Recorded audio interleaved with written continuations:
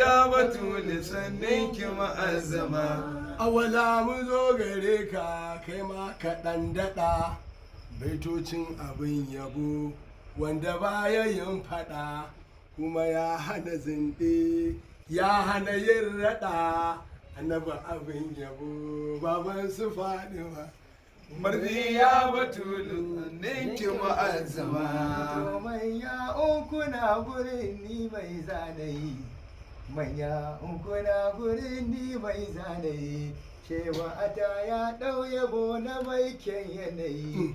Siddiƙa Radiya kin kure duk matsayi, kamar Fadima babu ma ba a yota ba. Mardiya batuli sannin ki ma'azzama.